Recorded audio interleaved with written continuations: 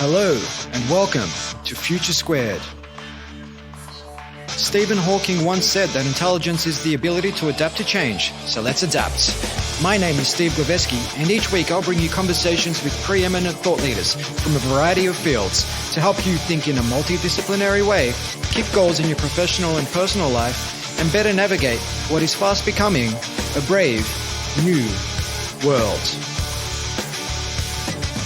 Future Squared is brought to you by Collective Campus, an innovation accelerator that works with organizations to unlock their people's latent potential to create more impact for humanity and lead more fulfilling lives. If you need help driving your organization's innovation strategy, visit collectivecampus.io. And without further ado, come with me if you want to live. In today's age, it can be hard to find the time to sit down and learn more, especially if you've not yet turned off your push notifications like I've been telling you to. You might hear some of my author interviews and think, wow, I'd love to read that book, but with so many great books out there, you don't have the time to read them all. Well, there's one app I highly recommend, and it's called Blinkist. Blinkist takes the best key takeaways and need-to-know info from thousands of non-fiction books and condenses them down into just 15-minute reads. That's 900 seconds. Prefer to listen to books? Blinkist has you covered. As an advocate of short feedback loops, I like Blinkist because I can learn and apply key concepts to my business and life faster, which means I get results faster. I use Blinkist when I'm in the gym, pounding the pavement, and commuting. I've listened to books like Sapiens by Yuval Noah Harari and Thinking Fast and Slow by Daniel Kahneman on Blinkist. 2 books you should most definitely check out. Right now, for a limited time, Blinkist has a special offer just for Future Squared listeners. Go to blinkist.com/futuresquared to start your free 7-day trial. That's Blinkist, spelled Blinkist. Blinkist.com/futuresquared to start your free 7-day trial. Blinkist.com/futuresquared. And now for today's guest.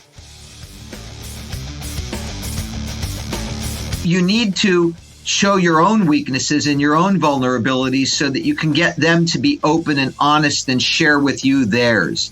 And I think that's a skill that can be difficult for a manager because people know the manager is going to write their performance review and they're somewhat reticent about sharing their weaknesses.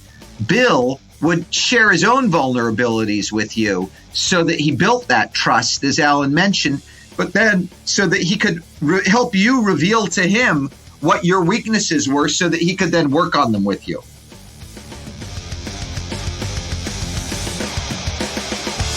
Welcome back to Future Squared for episode number 353 with Jonathan Rosenberg and Alan Eagle.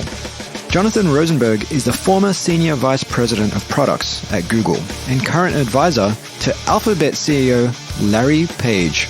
Alan Eagle is the Director of Executive Communications at Google. The pair co-wrote How Google Works and the newly released $1 Trillion Coach, the leadership playbook of Silicon Valley's Bill Campbell, which they co-wrote alongside longtime CEO and Chairman Eric Schmidt. $1 Trillion Coach unpacks management lessons from legendary coach and business executive Bill Campbell, whose mentoring of some of our most successful modern entrepreneurs has helped create well over $1 trillion in market value. Campbell played an instrumental role in the growth of several prominent companies, such as Google, Apple, and Intuit, fostering deep relationships with Silicon Valley visionaries, including Steve Jobs, Larry Page, and Eric Schmidt. In addition, this business genius mentored dozens of other important leaders on both coasts, from entrepreneurs to venture capitalists to educators to footballers, leaving behind a legacy of growing companies, successful people, respect, friendship, and love after his death in 2016.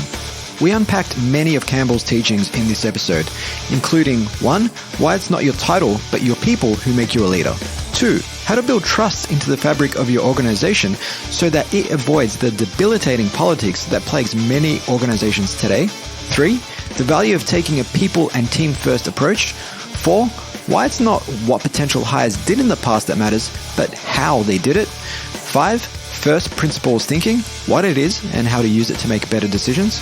6. Why the process can sometimes matter more than the outcome. And 7. How to get the best out of people who might be underperforming. We discussed that and so much more in this conversation. So strap yourself in for a fascinating chat on what it takes to build a culture that gives organizations the best chance of thriving in the 21st century with my guests, Jonathan Rosenberg and Alan Eagle. Welcome to the show, Jonathan and Alan. Hey, Steve, happy to be here. Good to talk to you. This is Jonathan. We're happy to chat.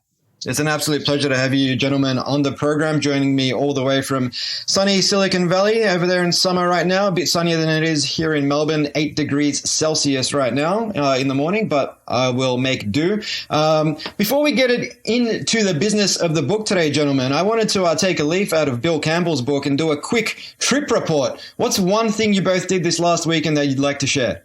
Well, we both had an experience. We went to our 40th high school reunion. Jonathan and I grew up together and went to high school together. And so we had an experience catching up with a lot of old friends Saturday night at a party here in Mountain View. Fantastic. There were a lot of middle-aged people at the party who I didn't recognize, and clearly I'm not one of them. But Clearly. It was an enjoyable reunion. And what I actually did discover, my key learning, was that the 8 or 9 people who I know from high school, who I went to high school with, Alan included, who I have been engaged with over the last 40 years, I want to engage with because they're my friends. The other people who were there, I don't engage with because I guess I don't want to, but I wish them well and I'm happy to see them every 40 years. Yeah. I think that's the nature of school reunions. And that's why we have school reunions, because there's a reason why we no longer keep in touch with about 95% of our graduating class, if not more than that. Yep. But it's a real pleasure to have you on the program today, gentlemen. I'm a big fan of $1 Trillion Coach, your book, which came out a few months ago. But before we get into the book, I wanted to just unpack a little bit more about who you are. I mean, perhaps we can start with yourself, Jonathan. What's the 2,000-foot view? I've spent my whole career in product management in Silicon Valley. I've actually never worked more than a 8-mile radius from the high school that Alan and I were just mentioning we graduated from in Palo Alto. So I started out working for a company that did enterprise software. And then after the PC came out in the 90s, I became much more interested in consumer information, consumers' access to information. I went to Dialog, which was kind of the mother of online information services, and then Apple, where we were working on eWorld to try to make information access a bit easier. And from there, as the internet started to become more in vogue and Netscape came out, I went to At Home, where we were building two-way cable modems to provide the fast infrastructure for broadband services. And that was how I got into Excite and search engines and Google, and spent the last 16 years at Google running product management from 2002 to 2011. And since then, as an advisor to the management team. Fantastic. And how about yourself, Alan? I've been at Google 12 years. I currently am on the sales team, and I run a few sales programs. I've also spent my entire career here in Silicon Valley in a variety of product management and sales roles. My first gig was at a successful telecommunications company, and then I worked for 3 or 4 failed startups. So I definitely took my licks in the Silicon Valley startup world. Tell me was not a complete failure. You sold it to Microsoft. Well, then I went to another successful telecommunications company called Tell Me Networks. And then my friend Jonathan hired me here at Google to handle more of a communications role. So my first job here at Google, I worked with Jonathan and Eric and a few other executives, such as Marissa Meyer, Susan Wojcicki, working on speeches and other forms of communication. And out of that, that's how we wrote our first book. We came to write our first book, How Google Works, which we published in 2014. And then we reunited to write $1 Trillion Coach about Bill Campbell, which we just published in April. Yeah, fantastic. And Jonathan, you mentioned that 8-mile radius, but while it's geographically a small part of the world, economically, it's a very, very big one. It is. And the weather here, since you started with that, is 82 degrees. So everybody should come and send me their resumes to jonathan@google.com. And as long as you come without a car and don't contribute to Bay Area traffic, you're all welcome.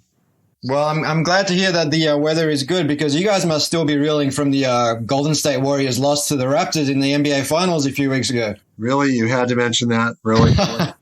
Jonathan and I are both big. We were there. So I'm sure you will. Well, look, I can't really talk. I've been a lifelong Phoenix Suns fan, so at this stage, just making it to the playoffs would be a cause for celebration. Well, your whole audience should know we love Andrew Bogut.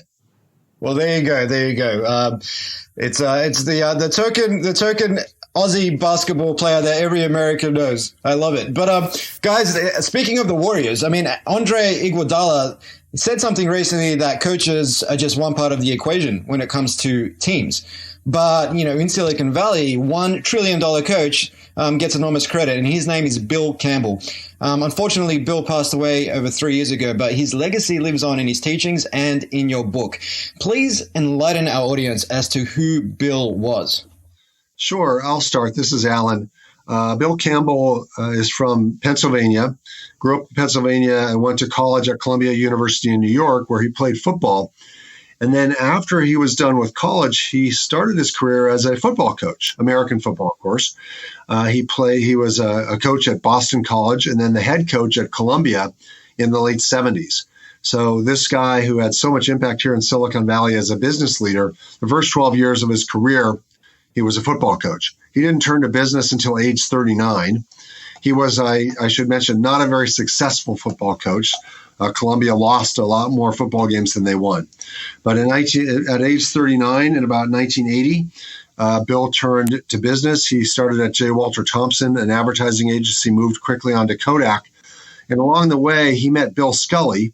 And when Bill Scully came west to take over as CEO of Apple, he remembered this guy, Bill Campbell, who he had met, and he hired him to come west. So Bill came to run sales and marketing for Apple, and he helped launch the Macintosh, among other things, in 1984. And he did very well at Apple. He rose pretty quickly. He left to become CEO of a software company called Claris, a startup that failed called Go, and then he ended up as CEO of Intuit in the late 90s, and he helped grow that company very successfully. So that was sort of phase 2 of his career. And from there, he went on to phase 3, which was to become executive coach. He became an executive, quote unquote, executive in residence at Kleiner Perkins. And through there, started to work with a lot of different CEOs and leaders throughout the Valley, including here at Google, Jonathan and Eric and several other leaders. He also, when Steve Jobs returned to Apple, to run Apple in 1997, he brought in Bill as his first new board member. And so Bill was actually quite instrumental in the rise of Apple as well as in the rise of Google. That's why we call it $1 trillion coach, because between those two companies, that's easily over $1 trillion in market value. We really could have called it $2 trillion coach, but that's kind of a mouthful. Yeah.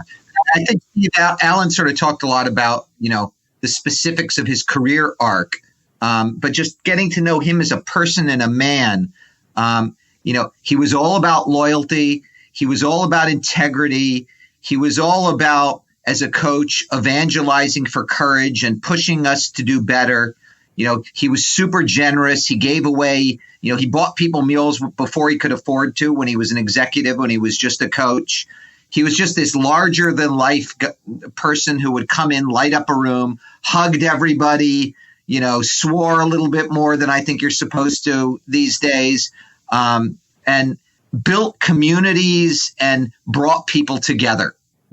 Yeah, absolutely love that. And until I picked this book up, I didn't realize that people like Bill existed, because not only did he help to develop trillions of dollars worth of value, he essentially did it for the love of it, for the love of giving back. I mean, his mantra was that I take no cash, no stock, and no shit. That's correct. But he did take something out of it, which was he coached people who he believed could become great, and he would get that greatness to emerge, and he would count his success not so much in the dollars, in the value of Google, Intuit, and Apple, but he would count the people who he had coached who became CEOs at other companies. And to him, that was the currency that mattered. It was the allegiance. It was the friendship. It was the experience building businesses and helping people build their careers and be successful as human beings and as executives. So you mentioned Google and Apple, but it didn't end there. You mentioned he coached a number of CEOs who went on to build huge companies. I mean, who were some of the other notable names he worked with? Dan Rosenzweig, who's the CEO of Chegg, which is an education company. Shirley Archambault, who was the CEO of a company called MediaStream. Nirav Tolia, who until recently was CEO, co-founder and CEO of Nextdoor. John Donahoe, who was CEO of eBay. Shelley Archambault, who's the CEO of MediaStream. Sheryl Sandberg at Facebook. So a lot of big names. People want to know what the full list. They can simply Google it and find out. But I mean, for someone who's listening to they this, should look in the acknowledgement section because we did 80 interviews and we thanked all 80 of the people who we interviewed in the acknowledgement section of the book. So they're listed there. Fantastic. So for people listening to this, I mean, the term coach may for some seem somewhat arbitrary. I mean, how do you define a coach?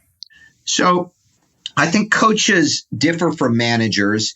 You know, managers are kind of chartered to control, supervise, review, evaluate, hire, fire, and kind of get the people under their purview to deliver against the company's objectives. You know, coaches, holistically understand the person, get to know the person, understand what the person's goals are, and figure out how to help her or him achieve that vision and become the best person that they can be. And Bill really helped people do that. Tom Landry, who was an American football coach, used to say, a coach can see the things you don't want to see and hear the things you don't want to hear to help you become the person you always wanted to be. Yeah. And I think that's really what Bill did. Yeah. And you've made a distinction in the book between, the coaching relationship and a business relationship, and that a coaching relationship essentially requires a very high degree of vulnerability. Why is that? Well, I think our point is that it requires a high degree of trust. And of course, trust, if you truly trust someone, then that gives you the freedom to be vulnerable. Right. Yep. No, that makes perfect sense. You don't have to be vulnerable to start with. The first thing that a great coaching relationship entails is that you really trust each other. And part of that is that you trust that the coach has your best interest in mind. We have this great quote in the book from Ronnie Lott, who is a Hall of Fame American football player, played here in San Francisco. Something to the effect that the best coaches are the people that go to bed at night not worrying about how they're going to be successful, but how their people are going to be successful. Yeah. And so that's part of the element of trust, is that when you're working with a coach, you really have to trust and believe that they truly want to make you better. Yeah. That they truly have your best interest in mind. I agree with what Alan said, but I also think when you talk about vulnerability, as a coach of football players, it's obvious from the sideline what a player's weakness is, right? You can see it. They make a mistake. They're too slow. They don't move laterally well enough. They don't have their hands in the right place when they block. With a executive, you need to show your own weaknesses and your own vulnerabilities so that you can get them to be open and honest and share with you theirs. And I think that's a skill that can be difficult for a manager, because people know the manager is going to write their performance review and they're somewhat reticent about sharing their weaknesses. Bill would share his own vulnerabilities with you so that he built that trust, as Alan mentioned, but then so that he could help you reveal to him what your weaknesses were so that he could then work on them with you. Yeah. And trust in general just seems like it's such a big piece of the puzzle insofar as your fast-moving Silicon Valley organization is concerned, whether it's, the Amazons of the world or the Netflixes of the world who talk a lot about being these organizations that are low on process, but high on, high caliber people that they trust. And therefore they trust those people to make the right decisions. And if they screw up, they'll fix it rather than suffocating people with piles upon piles of policy and procedure that just means nothing gets done. So in terms of managers listening to this, I mean, I know we're talking about coaches, but for managers who want to build that trust, would you say that for them, being more vulnerable would help to build that trust so that they can then start to build those types of organizations or those types of cultures? Yeah, we're both sitting here nodding our heads, yes. Our whole thesis of the book is that to be a great leader, you need to be great manager, of course, but also a great coach. And those are really distinct things. Part of coaching, as we talked about, is trust and vulnerability. And I think, effective managers, effective leaders are the ones who can say, yeah, I've messed up. I've got this weakness. This is how I learned from it. Now let me help you learn from it. Yeah, and I think he really had a formula for that, though. It wasn't just building trust by figuring out where the vulnerability was. It was by only coaching the coachable, by looking for people who were lifelong learners. And then, he was always present. When he listened, he was really listening, right? Like he understood active listening right out of a psychologist's textbook, right? And he understood empathy and he was present. And when you made a mistake, so he always showed you that he understood and could empathize with the issues that you had. And then when he was teaching you a lesson, he wouldn't kind of stick it in your ear and say, you need to do X, Y, and Z. And, these are your weaknesses. You need to fix them. He would tell you stories about experiences in his own life that were analogous to the situation you were in. And he'd tell you the mistake that he made. And when you left that meeting and thought carefully about the story that he chose to tell you and why he chose to tell you the story, you then realized what it was you needed to think about and what it was that you needed to do differently. Yeah. So you think about that, a manager doesn't tell you stories. A manager isn't vulnerable. So when you have your management hat on, you're looking at numbers, you're running a process, you're telling people what to do, you're trying to really run a very tight business.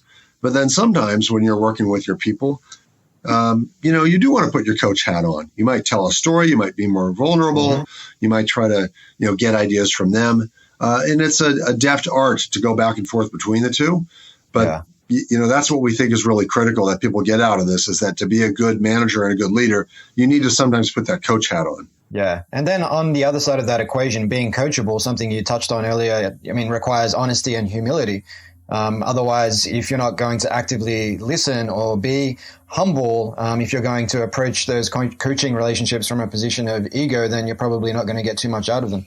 It's not just honesty and humility. It's also a real willingness to constantly learn. Yeah. One of the things that I think Bill really looked for that. He looked for smarts and hard work and grit. But mostly what he looked for was people who were constantly learning. What books did you read? What lessons did you learn? He'd interview you and he'd ask you not just what you did, but how you did it and what lessons you learned from it. And, it's interesting. One thing that both Alan and I find fascinating when we talk to Eric is Eric has like a list of management rules, but they're all, with every management rule, he'll tell you the story around where he learned it. Eric is very focused on things like keeping companies functional, because when he was at Sun, he once opened up a brand new Sun server and it had 8 README first documents in it. And each document was a document that correlated to one general manager at Sun, right? And from that, Eric kind of derived the rule: general managers put themselves above the good of the company and focus just on the good of their division. And what I think Eric, what Bill loved about Eric is that he was a lifelong learner who was constantly trying to derive a management and leadership playbook, but was also pliant and cognizant of how it needed to be different in tech and how it needed to be different in the fast-moving environment that we were in when we were scaling Google. Yeah. And one thing you mentioned, which I absolutely love, is one of Bill's questions around, don't tell me what you did, but tell me how you did it, particularly when it comes to evaluating new hires. Why is this such a powerful question, and what does it tell us that just asking someone what they did doesn't? So the way Bill taught me to do that is he was very wary of people who would come in and say, oh, I'm interviewing from Apple. I invented the iPod. Mm-hmm. And when they said that, he'd say, okay, well, tell me about that. And then they'd tell them about the end result. They'd tell them about what a great device it was and why it won and why it was successful in the market when they launched it. And what Bill would say is, well, what are the other things that you thought of or tried that didn't work? And when you ask somebody that question, you really get it. inventions and new products and grand successes are rarely something that you get right the first time. Uh-huh. And so Bill really wanted to deeply understand how people did things, not just what the outcome was, but what the process was. Because if you weren't there participating in the process, that question will belie that you're just busy trying to take credit for something that somebody else produced. Jonathan, I've got a couple of good twists on that I learned from you, actually, Jonathan. When you're interviewing and you talked about what someone did, you could ask them either what did they learn from that or what surprised them about it. You want to get at not just that they did something, but how have they thought about it? What insights do they gain from it? Yeah. And surprise is a great question because it shows how your thinking changed, right? What did you think ex ante? What did you learn? And what did you think ex post? And why did it change, right? If you're really a learning animal and you're not taking credit for something that somebody else did, you can explain how your thinking changed, right? My thinking about the online advertising changed when we first priced ads simply on the basis of price. And we ended up with lots of bad ads at the top just because people were bidding heavily on them. When we then shifted AdWords to price times click-through rate, that created an incentive for people to produce good ads. Well, that was not like a stroke of genius that one person had in a moment. That was an ongoing struggle thinking about what model did we need to evolve to that would create the right incentives for advertising and for AdWords that would then scale. Good innovation always requires that because the original plan is always wrong. Yeah, and I think it was Mark Andreessen Horowitz who coined the phrase strong opinions weakly held. And I think this is something that differentiates a lot of the fast-moving tech companies of the world from your traditional behemoths who hold on to, certain management literature that those companies have been built on for the past, say, 50 years. Whereas today, things outside the walls of an organization, if they're moving faster than the speed of things inside, then inevitably you're going to be left behind. And so having that mindset whereby your opinion is changing based on new evidence that forces that change, obviously is a healthy way to approach it rather than just holding on to those long held beliefs. Well, and more importantly, Bill also, as he managed teams, he wanted to hear everyone's opinion, right? Yeah. We'd start the meeting with data, but then he would make sure that everyone on the team had a chance to voice their thoughts on the issue that we were facing, not just the most senior people. And he would do with that team carefully. And just building upon that, Jonathan, it's not just about being data informed, but using professional judgment. And something Bill was also a proponent of was the rule of two to help make better decisions. What's that all about? Well, the rule of two was really, so he said it on my staff meeting once.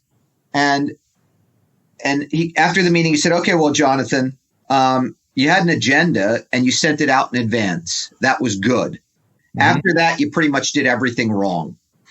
And he sort of described me and said, you're busy demonstrating to everyone in the room that you know more about the staff packet with all the information because you wrote it, which really isn't particularly impressive. And then you're a dictator. Every time an action item comes up, you give it to one person and you close out that action. And it's like you're running 8 one-on-ones with everybody in the room. That's not how you run a staff meeting. And he said, every time you have a new task that comes up, you should consider giving it to 2 people. Because, and you want to give them, I did that in that staff meeting. I gave an action item to one person to figure out what we were going to do with our next staff offsite. And Bill said, you should have given that to both Marissa and Susan. And I was like, Bill, why would I need to give an action to 2 people that one person can do? And he said, well, Susan runs ads and Marissa runs search, and we've got a launch coming where there's going to be a lot of contention between them in a month. If you give them this easy task, it'll help them build a relationship so that when they have another more controversial task, they'll have a better baseline to work together. And so everything about running my staff to Bill was about building each combination and permutation of relationships between people and giving them opportunities to be successful at doing tasks together, which was sort of anathema to me as an efficiency trained MBA, right? Why give something to two people when one of them can do them? But Bill felt it was more important to build a team and to build relationships. And so that's why he always insisted on pairing people. Well, the number one thing, so much of what we're talking about gets back to the principle of building teams and building communities, teams that are actually communities that work together, put aside different interests to work together for the good of the team. Pairing people is just another way to accomplish that. Get people to work on something easy, and so they get to know and trust each other, so that when they're working on something hard, they'll do a better job. Yeah. And it is, I guess, for many MBA graduates, kind of contrarian in a way, whereby, as you pointed out, Jonathan, we've got two people doing something instead of one, but it's not just about the first order of consequence, which is, hey, we've got double the resources on this. It's the second and third order of consequence, which is, hey, we might have a better outcome because we've got two minds working on this from different parts of the business, but also we're going to improve relationships and build that community across the business and not just within individual business units. Yeah. Or another contrarian example is starting meetings with trip reports. So we've all been in staff meetings where everyone sits down and boom, you jump right into it. Here's the hot topics of the day. And Bill started, counseled Eric to start his meetings with trip reports. Who's been somewhere interesting last week? Yeah. And, especially in the early days of Google, people were traveling all over the world building the business. What did you learn while you were there? What did you observe? What was different? What was interesting? How are people using mobile phones? How are they using the internet? And what that accomplishes is one, you get some fresh perspectives on things, and two, you start to get to know people as people. You get to understand their lives outside of work. And you don't want to work on a team where everybody's a robot. You want to work on a team where you like people and you know their families and you understand them as humans. And that was really something that I learned from Bill, and it's interesting because I feel like right now at times it's not politically correct to say that, to emphasize the importance of work as opposed to work-life balance. Bill merged work and life. And he was balanced, but he wasn't balanced in the sense that he had a work and, he had a work life and a home life. To him, it all merged together. He'd bring you to his home because he wanted you to be with him in his own environment and learn about him. And he wanted to learn about you. And he was interested in meeting with you at his home during work hours and after work hours. And he was interested in talking to you about your work, and he was interested in talking to you about what you do. And to him, those things all blended together. And, so you can interpret it as he was either working all the time or he was just enjoying life all the time. But whatever it was that he did both of them all the time. Yeah, well, I think we could probably use that as a segue into Bill's Super Bowl trips, which was all about building those relationships. Yeah, he had a few of these communities that he kept going. One of them was the Super Bowl trips. That started with the Super Bowl that took place here in Palo Alto in January of 1985, I believe, where they ran, or maybe it was the 84 Super Bowl, where they ran the Super Bowl ad, and he and Steve Jobs and a few other people walked over to the game because it was right at Stanford. And then, every year he'd bring people together to go to the Super Bowl. He ran a trip every summer with some guys. They'd go watch a baseball game in Pittsburgh and then a few other baseball games. He ran a golf tournament every year in Cabo San Lucas, where he had a place. All of these were examples, just like his work example, of building teams and communities. And that's really, the trip wasn't the point. The community was the point. Yeah. And one thing he did that was just simple, and I mean, not everyone can take all their friends to Super Bowls, but even when he would invite the families at Sacred Heart, where he coached the kids to a Giants baseball game, he wouldn't say, let's all meet at the game Sunday. He would say, let's all meet at the Sacred Heart football field Sunday because I've rented a bus and we're going to go together. We're all going to enjoy the whole experience from start to finish together. And he really had this wonderful sense of how to build community and how to take people through shared experiences And it was different kinds of people that he had at his Giants games versus the Super Bowl versus drinking at the, at the Old Pro on Friday afternoons. But all of it was about building community and building relationships. Yeah. And do you think this is something that perhaps not enough people practice today because they don't see, the direct economic benefit of doing so? Well, it's I don't know about economic benefit, but it's more, look, if we're managers, we have teams and we all work together every day. And then there's the occasional offsite or the fun event. Yeah. And let's face it, they're usually not very fun. But, but we do it, it's sort of obligatory. But, sort of step back and think about it. You like the people you work with. Maybe actually do something fun. I have with my team, I have once in the summer, everyone comes over for a summer picnic at my house. Bring your kids, bring the extended family, bring a basketball, whatever. Let's actually have fun. And I don't know, maybe it breaks the rules. Maybe it doesn't. I haven't even checked. It's just a fun thing. And it builds the team as a community. And I don't think anyone on my team thinks of it as a quote unquote team building event. Yeah, fantastic. And look, we've touched on bringing the right people aboard the bus, but I wanted to channel the English football manager, Sir Alex Ferguson from Manchester United. He won about 11 English Premier Leagues over 20 years, a couple of European titles, but he famously let superstars like David Beckham go for essentially behaving as if they were bigger than the team and ultimately getting in the way. Now, this is something you talk about in the book, that geniuses who can't work with other people have to be let go. Well, there's a couple aspects to that. First of all, I think we all need to recognize that in business today, there are certain people, certain geniuses that can just have remarkable impact. And so in a lot of cases, the organization is going to try to force these people out because they're difficult. And it's the manager and coach's job to perhaps protect them if they're really extraordinary. But, there are the people who are just too toxic. We call them aberrant geniuses in the book. And, so there's a certain time when it's just time for them to go.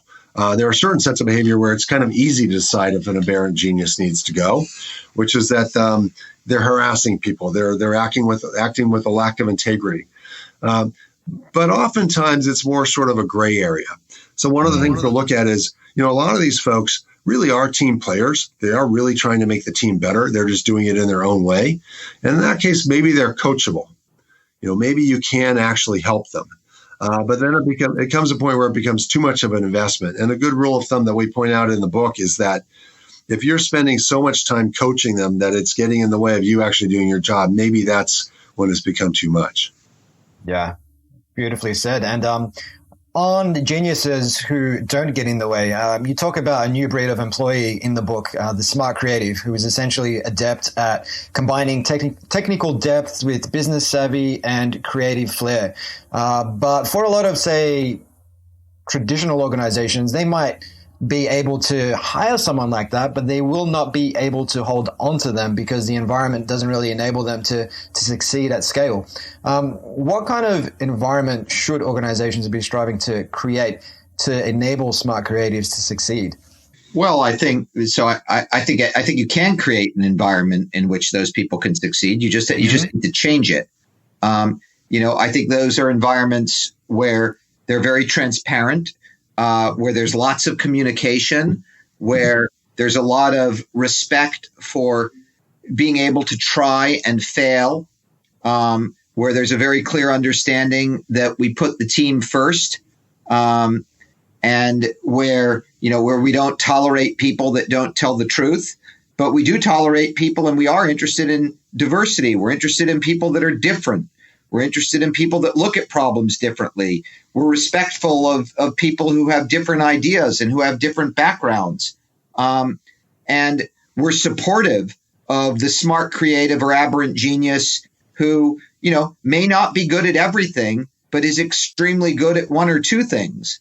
Mm-hmm. And creating and fostering an environment where the organization rewards and applauds those people makes it much more likely that you'll keep those people.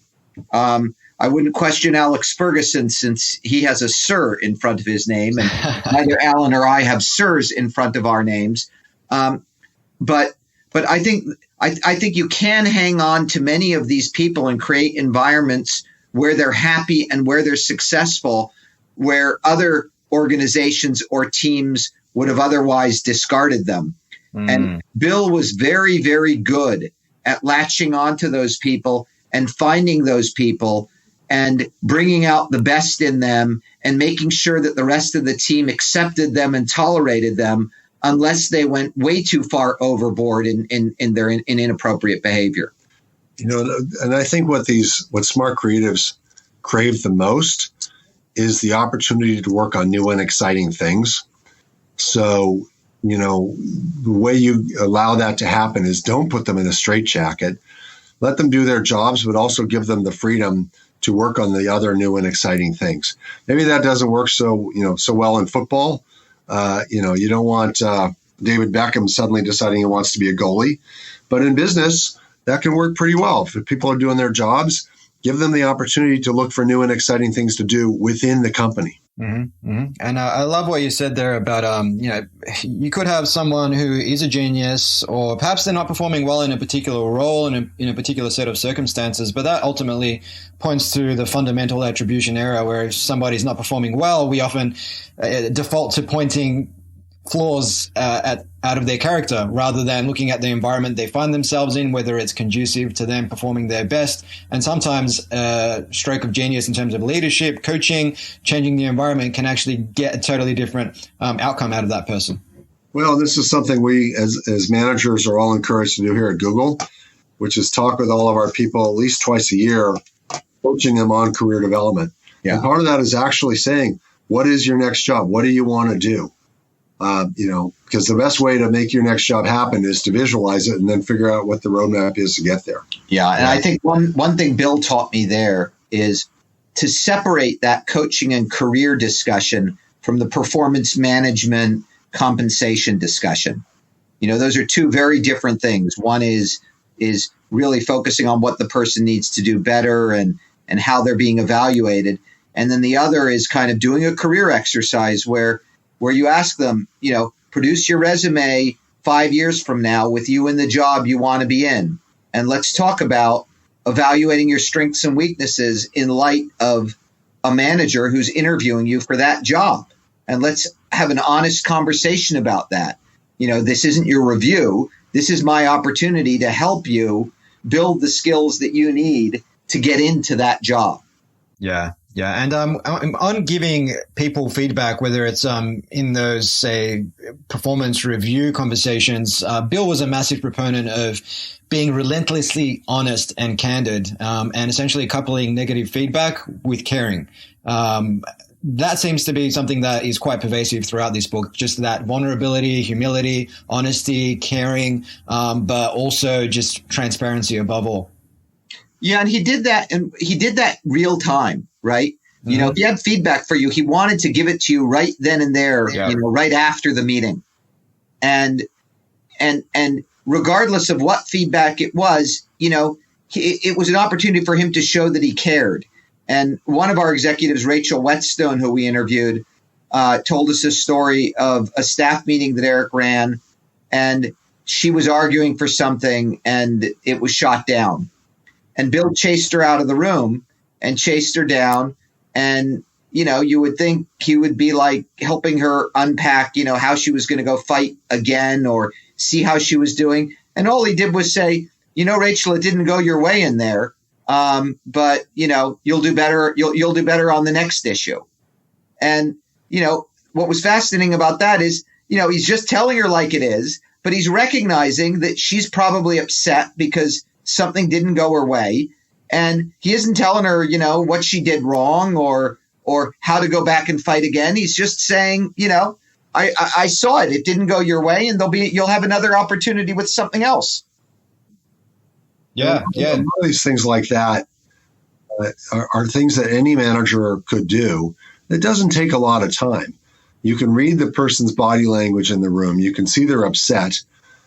And you can come by afterwards, right away and just say, hey, I see you're upset. I acknowledge that. In this case, you lost the deal, suck it up, move on. But it was very, she told us this story years after the fact. It really made an impression on her. Just that he had taken a moment to say, I recognize that you're hurting over this. I recognize that. Now let's move on. Yeah. And that was one of his mantras, to bring the elephant front and center first, rather than just letting these negative issues dwindle in the background. Yeah, I think that was more so true in terms of the way he would run a meeting. He would, yes, he started the meeting with trip reports, but if there were an issue in a meeting, he would get that issue on the table very, very quickly.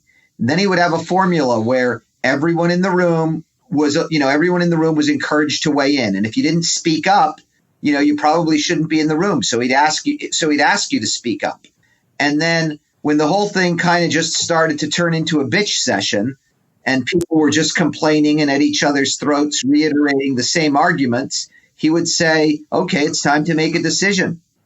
Yeah, and I know Bill was very big on trying to beat the politics out of the situation by bringing problems up clearly and forcing everyone to focus on them. And another thing that is touched on in the book is that, a place where the top manager makes all the decisions ultimately leads to just the opposite, because then you have people just lobbying their entire time, or investing all of their energies in lobbying the top dog to take their idea forward, which is ultimately politics. And he was vehemently against that.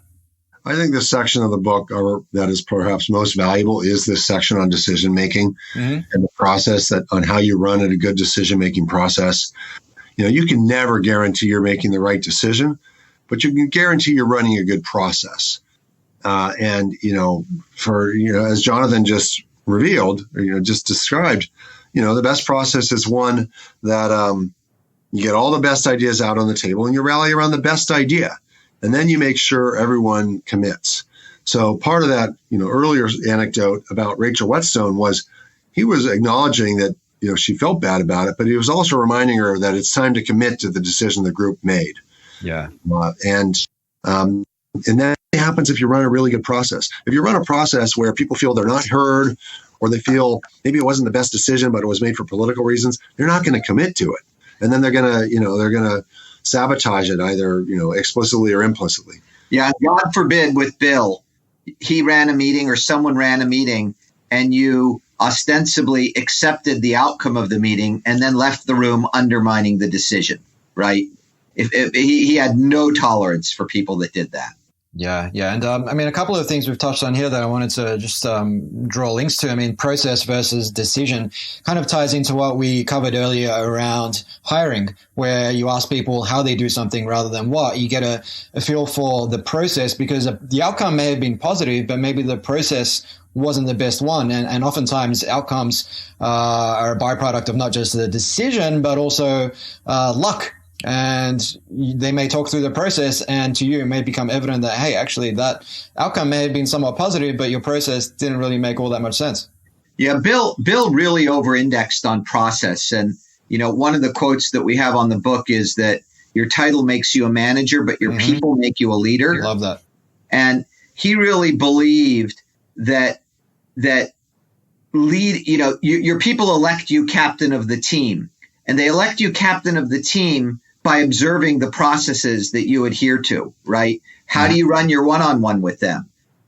How do you run your staff meeting? How do you get to a decision, right? Do you have a set of first principles from which you come to decisions?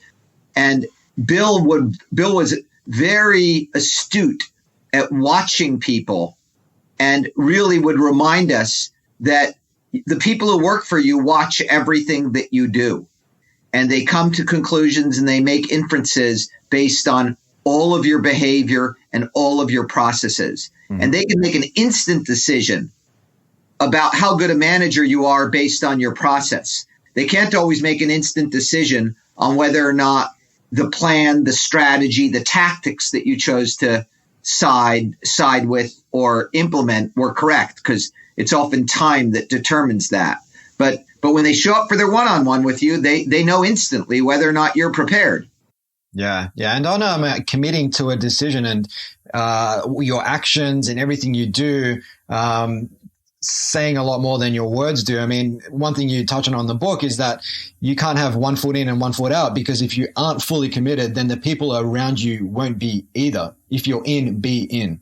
Well, we tell the story about, I mentioned Dan Rosenzweig earlier from Chegg, of how he had joined the company somewhat under false pretenses on the company side, like he thought they were going to do a lot better than they were doing, a lot better than they were. But they went on, and he got to the point where they had gone public and the stock wasn't doing very well, and he was actually starting to think about, was he the right guy for the job? Was this the right job for him? Just in his head.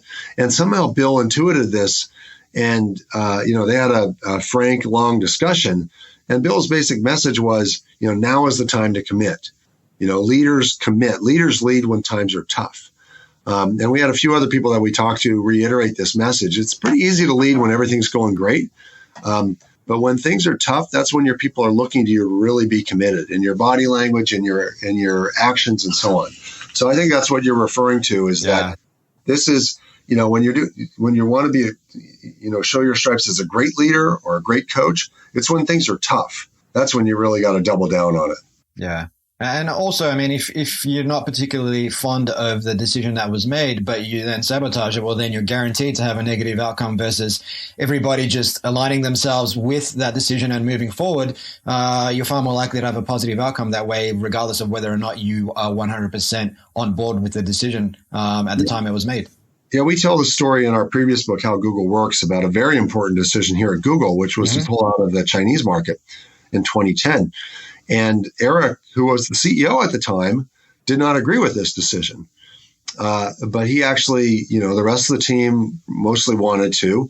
So here he was, the CEO of the company, in a critical decision for the future of the company, not actually agreeing with the decision, but being forced to implement it and execute it to the best of his abilities. And that's what he did. Perfect. Love it. And with the little amount of time we have left, perhaps we'll just touch on first principles, which is something you mentioned a few moments ago, Jonathan. What are first principles for our audience's benefit, and how can we apply first principles to make better decisions in business and in life? Sure. So first principles are kind of the truths that you hold to be self-evident around the mission of the company and the culture and the values and the manner in which, you're committed to running the company and making decisions. So at Google, we're all about organizing the world's information, and we're about doing what's best for the user. So when we're in a situation where we've got to make a decision, and I remember one that we were involved with Bill, you're in a meeting and you're arguing about launching Google Instant, which was starting to deliver search results as somebody typed. And one person says, well, that might adversely impact our revenue because people might be less likely to click on ads. And people would argue about it. And then Bill would say, well, I thought you guys said that one of your first principles is do what's best for the user. And that kind of solves the argument, right? Yeah. So it's not about if our first principle is make money, then you might come to one conclusion. But if our first principle is do what's right for the user, then that informs you about how you need to make the decision. And Bill would really sit down the executives in any company, and he'd ask them to write down these principles. And, for him, it was always about things like it was all about the people, and it was about supporting them and trusting them and respecting them. But then he would go on to articulate what's required to live those principles, right? What does supporting people mean? What does trusting people mean? What does respecting people mean? And then he would insist that you actually adhered to those principles. It's just a very good technique when you're in a decision-making situation, especially when you're maybe not getting to that right decision. Just to take a step back and say, what are the first principles for this situation? Some of them could be values around the company mission or the culture. Some of them may be more specific to that particular situation. But it's a way to get everybody to agree. Again, it's a team building, a team building technique. Teams may be arguing about something, but everyone can agree on the first principles. And once you've agreed on that, it becomes a little bit easier, perhaps, to get to the decision. Beautifully said. Well, Alan and Jonathan, this has been a fascinating conversation. I want to thank you for your time and just honor you for your work and also for bringing Bill Campbell's teachings to the wider world. If people want to pick up a copy, of course, they can do so on Amazon and where all good books are sold. The book is called The $1 Trillion Coach, The Leadership Playbook of Silicon Valley's Bill Campbell. And they can hit you up on Twitter at JJ Rosenberg and Eagle Jr. Love it. Is there anything else you'd like to share before we wrap up? We might also add that besides the book, we created a slide share.